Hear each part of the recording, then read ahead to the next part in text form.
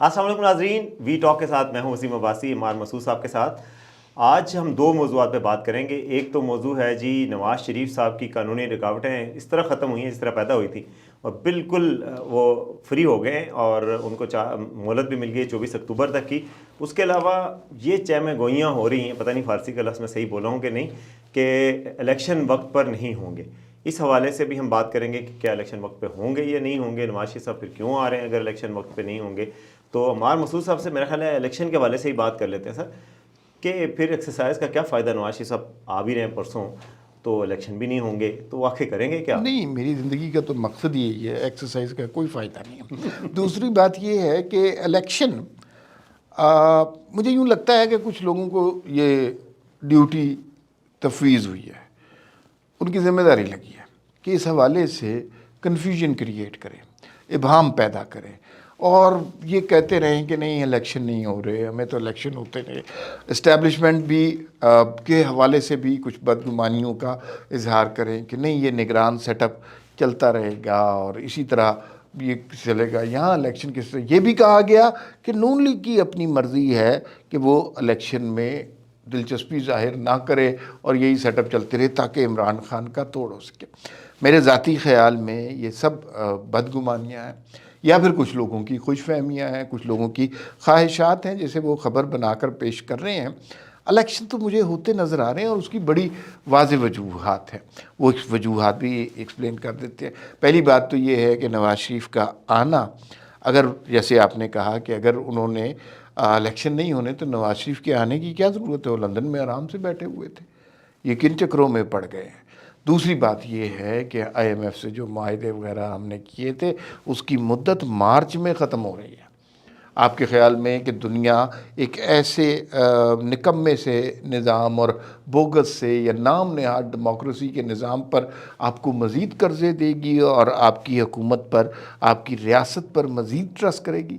تو یہ نہیں ہو سکتا۔ اس کا مطلب یہ ہے کہ یہ فیبرری مارچ تک یہ پروسیس ختم ہو جانا ہے اور اگلی حکومت نے by the and of March حکومت میں آ جانا۔ لیکن سر اس میں ایک بات ہے، جو بات دوسری ہے کہ وہ آپ نے اس نظام کو تو بوگس نکما سب کچھ کہہ دیا ہے، لیکن ایک اسی نظام نے ڈیلیور کیا ہے، ڈالر کی قیمت نیچے آئی ہے، اس نظام میں گھی کی قیمت نیچے آئی ہے، تیل کی قیمت نیچے آئی ہے، گاڑیوں کی قیمت نیچے آ رہی ہے۔ تو اس نظام کو یہ خوش فہمی نہ ہو گئی ہو کہ ہم سے سب کچھ ڈیلیور ہو رہا ہے، ڈالر بھی نیچے لے آئے ہیں، 50-60 روپے اوپن مارکیٹ میں لے کے آئے ہیں، اور چیزیں بھی ٹھیک ہو رہی ہیں، ریٹنگ بھی بہتر ہو رہی ہے، اسٹاک مارکیٹ نے 50,000 کا نفسیاتی حد بھی پار کی ہے۔ تو وہ شاید ان وجوہات سے لوگ سمجھ رہے ہیں کہ یار یہ حکومت ٹھیک ٹھاک تو چل رہی ہے اور اکانومی کو کسی حد تک پٹرول کم کیا ہے 40 روپے، تو کسی حد تک سنبھالا ہے، تو اب کیا ضرورت ہے کسی سیاسی سیٹ اپ کی اور کس کی؟ تو یہ کوئی وجہ بن سکتی ہے؟ اصل میں نا دیکھیے، یہ جو آج کل اکانومی کے ساتھ ہو رہا ہے نا، یہ ڈراسٹک میجرز ہو رہے ہیں، یہ ایمرجنسی سچویشن میں جو کچھ ہوتا ہے۔ کبھی آپ نے دیکھا ہے کہ ملکوں میں 40 روپے پٹرول کہاں زیادہ ہوتا ہے، پھر 40 روپے کم ہو جاتا ہے۔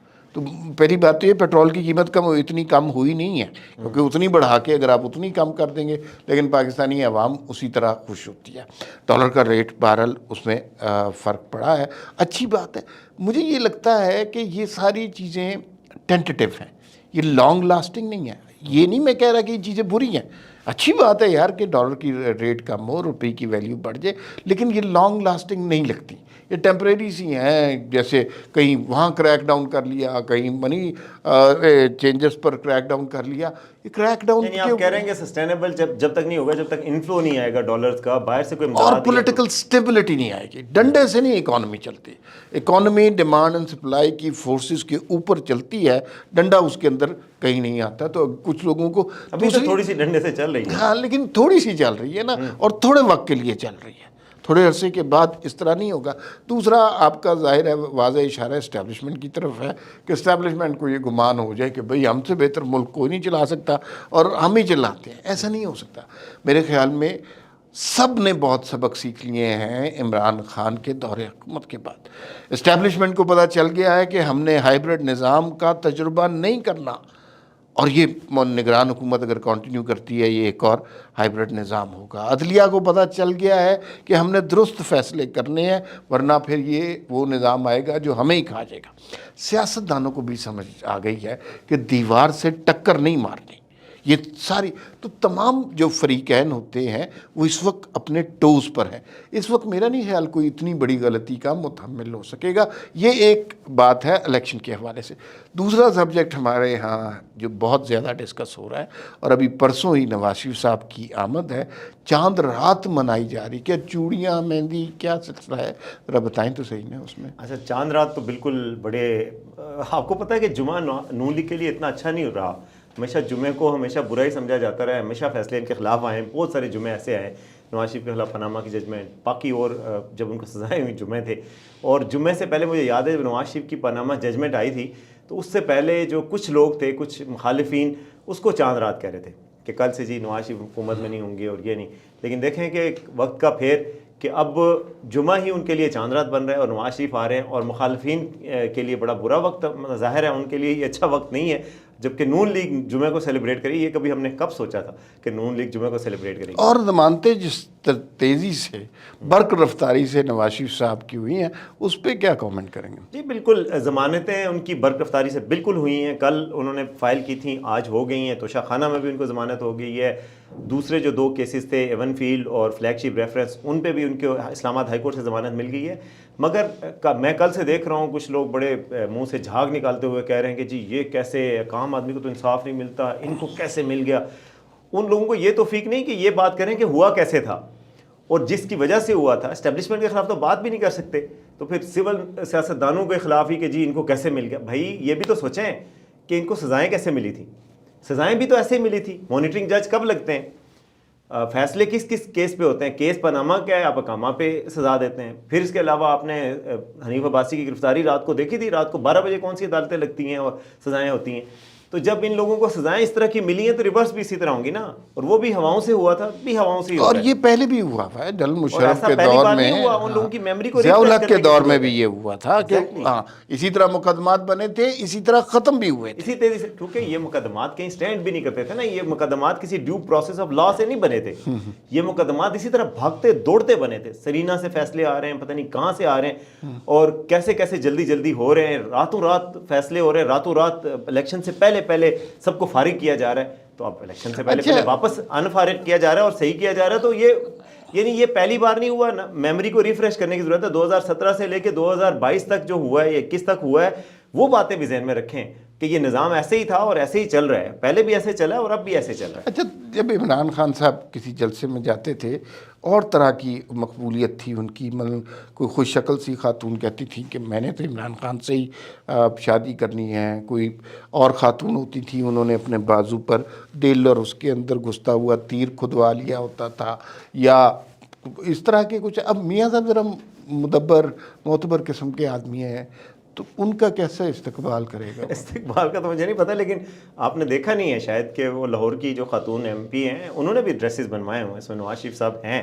اور ڈریس پہ نواز شریف صاحب کی تصاویر ہیں, ان کے گانے ہیں. 2 گانے بنائے گئے. وارث بیگ نے گانا گایا ہے, ایک اور گانا بھی ہے. 2 گانے ریلیز ہوں گے. 2 گانا نہیں بلکہ 2 گانے. تو 2 گانے ہوں گے.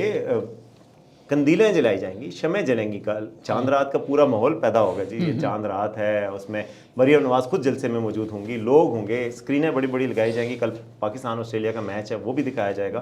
تو بڑا ایک وہ ماحول پیدا کرنے کی کوشش کی. اچھا ویسے چلے خیر, بات لمبی ہو رہی ہے, اس کو مختصر کرتے ایک آخر میں اپنا ایک ایسٹیمیٹ ایز اے جرنلسٹ.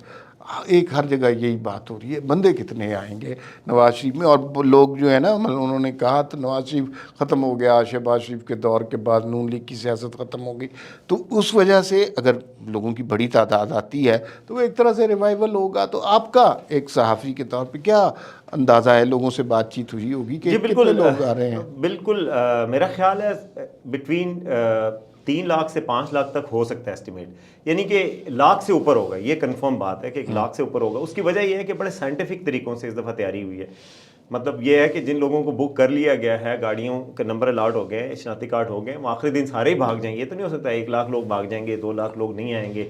اور جب ان کو اچھی آفر ہے, ठंडी जगह, बैठने की अच्छी जगह मिल रही है, खाना पीना अच्छा मिल रहा है, गाड़ी ट्रांसपोर्ट मिल रही है, लाहौर देखने का मौका मिल रहा है, तो कोई वजह नहीं है कि लाख से ऊपर ना हो। लाख से लेके यानी 5 लाख तक का एस्टिमेट तो बिल्कुल मेरे ख्याल में होगा, और अगर लाख से ऊपर कुछ भी होता है तो जलसा कामयाब है, और अगर 5 लाख होता है तो बहुत ही कामयाब है। ज़ाहिर है वो 500,000 हो जाएगा, पहले उन्होंने 10 लाख की भी एस्टिमेट दिए थे, ज़ाहिर है वो नहीं हो सकते थे, तो 5 लाख भी हुए तो मेरा ख्याल है अच्छा खासा शो हो जाता है।